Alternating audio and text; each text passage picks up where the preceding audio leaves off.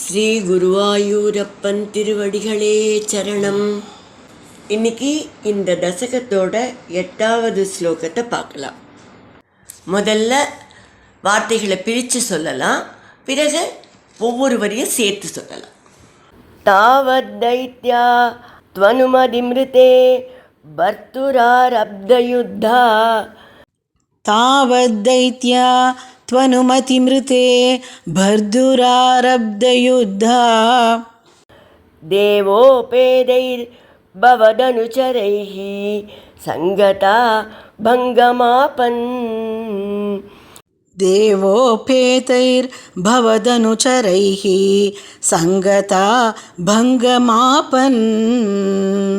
कालात्मायं वसति पुरतो यद्वसात् प्राक्चिदास्मः.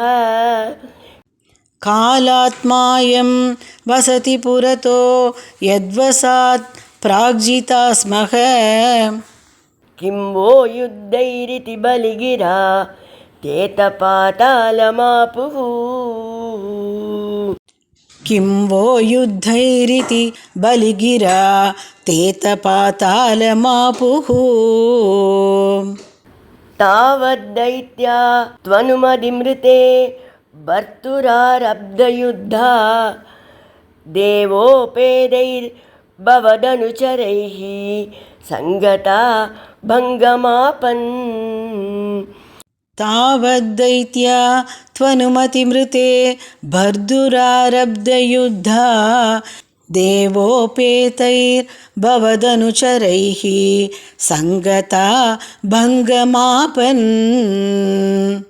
कालात्मायं वसति पुरतो यद्वसात् प्राक्चिदास्मः.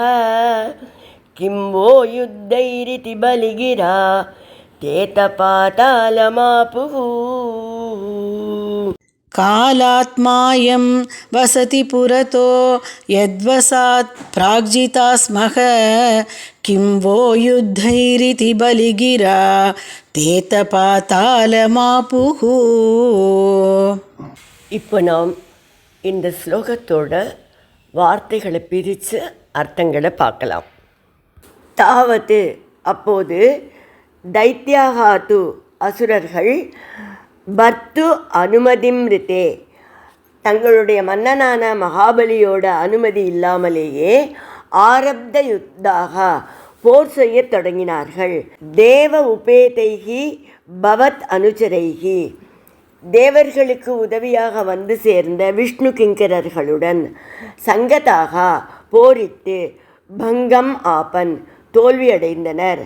அத பிறகு யத் வசாத்து எவருடைய சக்தியால், பிராக்கு முன்பு, ஜிதாஸ்மக நாம் வெற்றி அடைந்தோமோ, அயம் காலாத்மா அந்த காலஸ்வரூபனான இறைவன், புரதக வசதி இப்போது பகைவனாக எதிரில் நிற்கிறார்.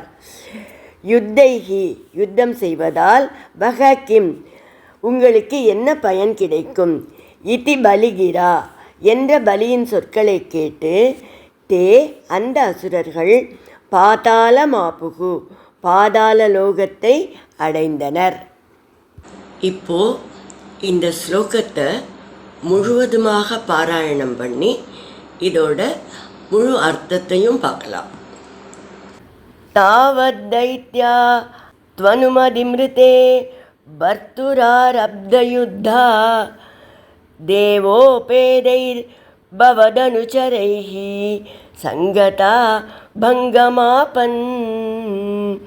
காலாத்மாயம் வசதி புரதோ யத்வசாத் பிராக்சிதாஸ்மஹ. கிம் வோ யுத்தைரிதி பலிகிரா தேதபாதாலமாப்புः. அப்போது அசுரர்கள் தங்கள் மன்னனான மகாபலியின் அனுமதியை பெறாமலேயே அங்கு வந்திருந்த விஷ்ணு கிங்கரர்களுடன் போர் செய்தனர். ஆனால் தோற்றுப்போய்விட்டனர்.